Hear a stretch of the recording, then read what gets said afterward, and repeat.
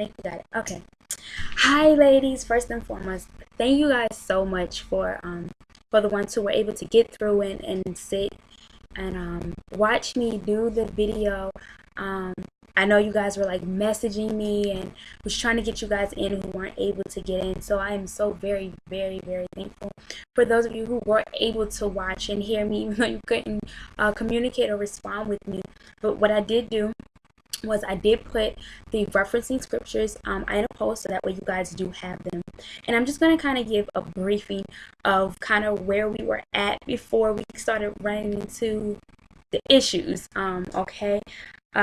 Basically, I had started to do chapter 2. We all know in chapter 1 that so basically the summary of creating the world, of where we come from, who we are, when were we created, why were we created. That's basically what Genesis gives us anyway, you know. So that's what we covered in the first chapter. We talked about how God created the world. He created the being, all beings, all animals, all creatures. He created all those things in 6 days with his mouth. And it's so funny because you hear us all the time say things like death and life is in the power of the tongue. God shows us here that speaking the word, this right here is a weapon. This is a weapon. It can be used for good, it can be used for bad, but this is a weapon, ladies. This is a weapon. God used his mouth. He spoke things into existence. He said, let there be light, and there was light. He said to let us create man in our image, and he did that. His mouth spoke things into existence. When he also, just a reference, because I did reference it in the video, when he said, let us create man in our image, a lot of people are like, us, let us create. It was God. Who are you talking about? Us. Well, here he's clearly given us an open view of the Trinity, okay? The Father, Son, and the Holy Ghost. But here they're just being spoken of as let us. So when God said let us create man in our image, he was talking to Jesus. He was talking to his son. Okay, so this was the very, very first reference to him in the Bible. It was the very first reference when he said let us. He didn't say let me make man. Let us make man. Okay, just kind of wanted to just kind of put that out there. But I went on to talk about the creation of Adam and Eve. And when I began to speak about that, it just dawned on me that that's the blueprint for marriage. When God created Adam, he created the man first, okay? And he put the man on this place, and he let him name all these things, and he created each being, named each created being. He named them what they were, and he knew what they were supposed to do, and they all had a job to do, but yet he was by himself. So God put him into a deep sleep. And when he put him into this deep sleep, he then removed one of his ribs, and he created a woman from that rib. And I believe Adam speaks of her in the Bible as flesh of my flesh, bone of my bone, woman. And ladies, we have to keep that in mind when dealing with our husbands. Okay, we're gonna use Adam and Eve as the blueprint for that, because Adam and Eve are the foundation. They are the blueprint of marriage. Okay, they were God's plan for marriage and what marriage should be before the sin actually took place. This is the plan that God had in place for marriage.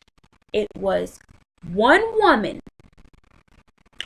one man, and they were to have a lifetime commitment to each other. I'm going to say that one more time. One woman, one man, a woman and a man, one flesh. Okay, his rib, you being his other rib, connecting you to one flesh. And the reason for one man and one woman is because God's divine purpose was for the chance of production, fruit, bearing fruit, going forth and multiplying. Born a man, one woman. Okay? One man, one woman. That's how that happens. That's the blueprint. That's the foundation. Okay? God never intended for man to be alone. Never intended. Genesis 2:18. He never intended for man to be alone. The very bone from which woman was crafted came from man. And that sleep, when God put Adam to sleep and took that rib from him, and he created a woman. So from the beginning, we were crafted from man. We were always meant to be our husband's wives. If you married to the right one, let's just put that out there. We were always meant to be our husband's wives, to be his rib. We were always that. That's why we go through dating so many people, and we're trying to find that connection, and we're trying to look for this, and we're trying to create the perfect relationship with the wrong individual, and we can't do that because God has already given us our husbands and given our husbands us. Even before we met each other and before we knew each other, God had already created that. He had already put that into place. It was a matter of the two connecting. It was the matter of your flesh and his flesh meeting and spiritually connecting and making that bond to carry out God's plan, if that makes any sense to you, okay? All right, let's see. Pick up where I left off in my notes here. Okay. Crafted came from man. Woman was taken out of man, then presented to man in order to complete him. That's what we do, ladies. We complete our husbands. And we don't take that as being cocky or, well, without me, you wouldn't be complete. We don't want to do all that. We complete each other. It's a full circle. He completes you, you complete him. Okay. God created the man and the woman in his image with physical and emotional needs that only another human being could meet. Okay? No parents were in Eden, but God's plan extended to the future with his formula for oneness in marriage. Okay? The partners are to leave their parents and cleave in order to become one. We hear it all the time. Man, leave your mama and your father, cling to your wife. Well, woman, it's the same for you too. You have to leave your parents and cling to your husband to become one. Okay? And you guys have to realize you have to be each other's priority. You have to be each other's number one. Okay? That's your priority. Ladies, your husband comes before your mama, your girlfriends, your sisters, all that, the kids. He comes before that. Same with the husbands. You come before his mama. You come before his kids. You come before his friends. You guys come before that. And I know in today's society, it's like, well, the kids this, the kids that. I get it. I understand. I understand. My husband has a baby mama, so I get it. I do. But biblically speaking, the Bible states it. It's in the word. It's not something I'm making up. It's right here. Your husband is to put you before everything else, and vice versa, ladies. Vice versa. Okay? All right, to become one. They are to be willing to lay aside all pertains to their old loyalties and their old lifestyles. Make it a little more clear for you. That boyfriend that you done had on and off since high school, or that you met back in the day when you were still doing your little stuff, and y'all been friends now on and off for 10, 20 years. Now you married to your husband. Every time your husband piss you off, you decide to send him a message or just see what he's up to and doing. You don't have to actually go out and physically cheat with him, but you just entertain the conversation just to make you feel better from whatever's going on with your husband. Don't do it. It's wrong. When you became one with your husband, when you made that commitment and that vow, you had to cut all ties with all other loyalties to whoever you had before or whatever lifestyle you had before. Okay?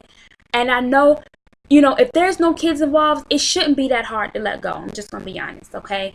If you and that boyfriend don't have a child together, it should not be hard to say, hey, listen, I can't do this anymore. It's not right. I have my husband, and I have to make things work with him. And in order for my marriage to work, I have to let you go. Because what happens is, even if that old boyfriend, even if what you guys have that's innocent, the enemy can play on that. The enemy has full range to make that something it's not. And you two don't have to do it. Someone else can see it. And it can be thrown completely out of context. The Bible says, don't let your good works be spoken evil of. That is that same concept, okay? So you want to cut the tie. You have to let it go. You have to let it go and connect to your husband. You have to, okay? All right. Old loyalties and lifestyles of separate goals and plans and be joined to one another. This clinging refers to a strong, enduring bond, making one unit, bound together by unconditional commitment, love, and acceptance, resulting in a combined unit much stronger than either individual had been separately. All right, ladies, give me 1 second. What's wrong?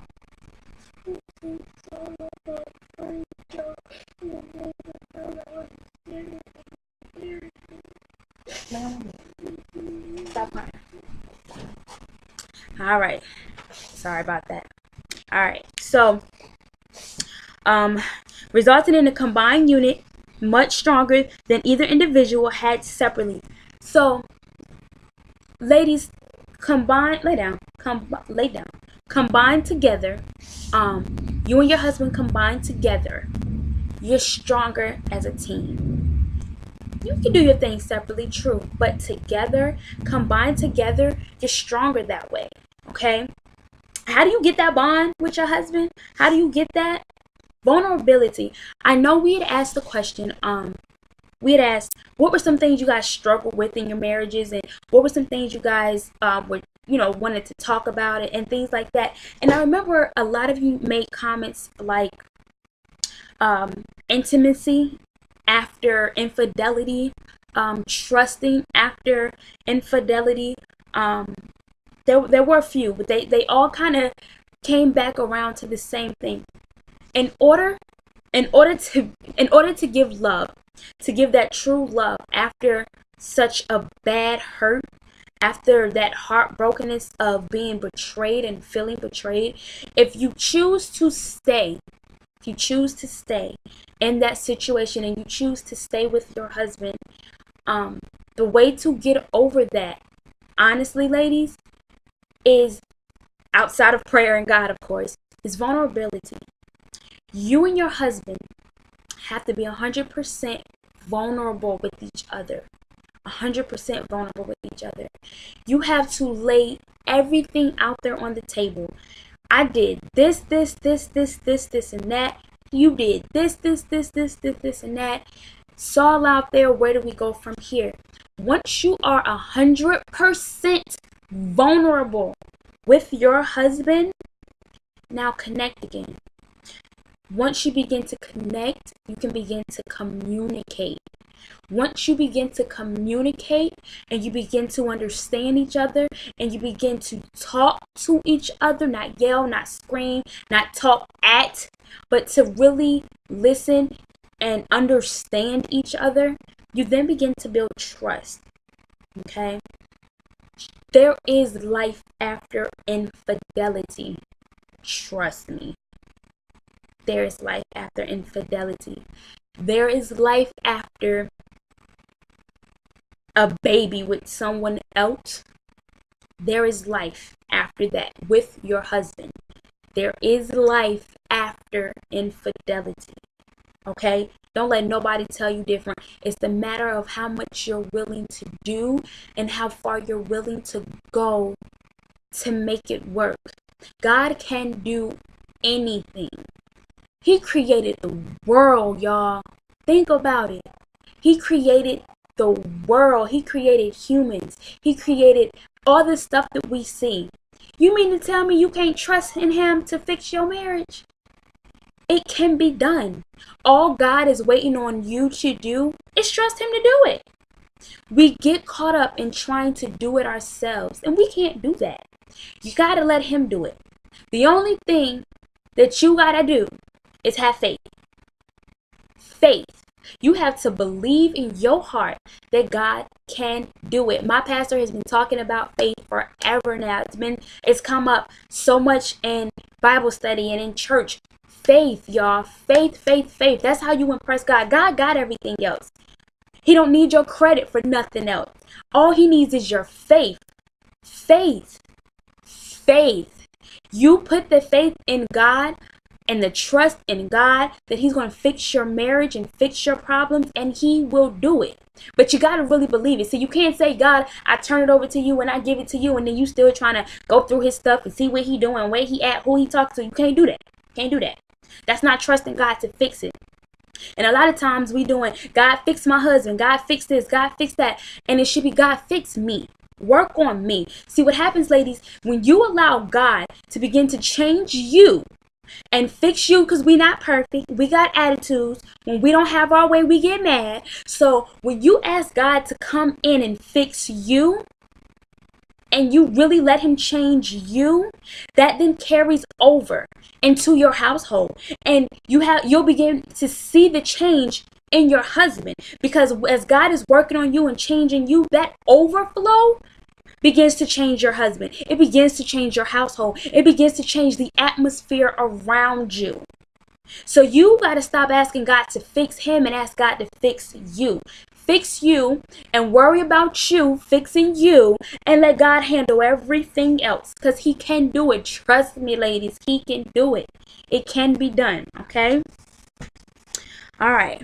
No other human relationship, not with the parent or the child, is to supersede the bond between husband and wife. Marriage is a covenant commitment, a vow made to God and to the partner, not only to love, but also to be faithful and to endure in this lifelong exclusive relationship. Matthew 19:6. Okay. Marriage is a threefold miracle. All right. What I mean by threefold miracle. 1, it is a biological miracle by which two people actually become one flesh. All right, let's say that again. It is a biological miracle by which two people, one woman, one man, two people, actually become one flesh. Okay. It is a social miracle through which two families are grafted together. All right. And it is a spiritual miracle in that the marriage relationship pictures the union of Christ and his bride, which we all know is the church. And you can find that in Ephesians 5:23-27. God clearly intended transparency and openness as part of his plan for the marriage relationship. Vulnerability without shame. Genesis 2:25. I'm going to say it one more time. Vulnerability without shame. You should be able to tell your husband any and everything about you, who you used to be, what you used to do, how you used to do it, where you did it at, and not feel ashamed about it, and not feel like he's going to judge you. Okay? That's how you know you got the right partner.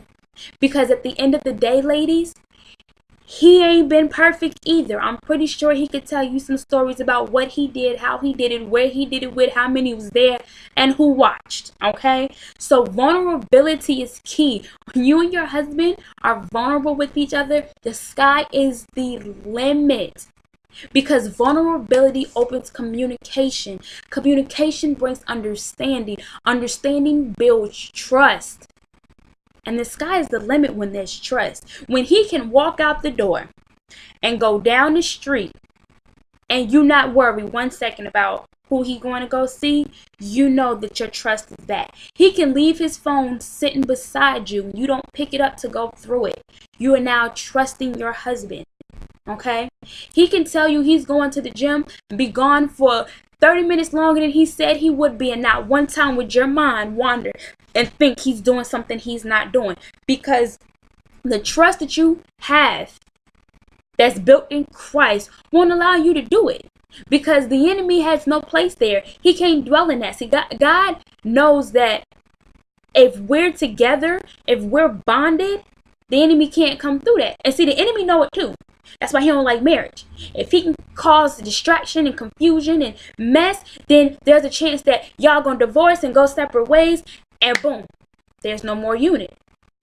Okay? So marriage can work. It can work. It's designed to work. All right? So, a few more footnotes for marriage, God's plan for marriage. For husbands, you want to look at Job 31, 2 Corinthians 6. Okay? For marriage, you want to look at 2 Samuel 6, Proverbs 5, Hosea 2, Amos 3, 2 Corinthians 13, and Hebrew 12. And wives, to learn more about you and what a wife is, you want to look at Proverbs 31. Okay? And I'm pretty sure you already know what that is. All right? So this is pretty much the blueprint of what was discussed or tried to be discussed on the live video feed that we tried to do earlier. Okay, and this is just the beginning, ladies. God has so much in store for us and in store for wife life, and each and every member a part of it. Okay, so I just want you guys to look forward, just to continue to do this. And if push comes to shove, I'll just end up doing the video if that just seems to be a lot easier. I know I was trying to get it to where you guys can interact with me and talk with me, you know, so that way we could go back and forth and discuss and you give your light on things. But it didn't work out that way tonight, so I'm gonna keep playing with this system until we get it right. But until then, I'll just do the videos for you guys, and you can always comment or message. I do apologize if you send me a message and I do not respond. Most likely it's because Facebook doesn't give it to me. They send it to some like unfiltered box and I don't see it. So which I found out today. I had like 3 messages in there from you guys, and I didn't see it until I decided to check it, to go check and see what that empty box was, and there the messages were. So do apologize, ladies. I think a lot of you and I are friends, so I get majority of the messages that do come to me. So if you have any questions, any concerns, you can always send me a message. If you have any comments, I really hope that this has helped in a lot of ways, because it was able to address some of the things you guys have talked to us about with your marriages. I know some of you have messaged us. We've called some of you guys and spoken with some of you guys. I know Sin, she's good on calling you guys and praying with you. So I know for a fact that, you know, some of us have individually talked with others. So please feel free to send a message or a comment.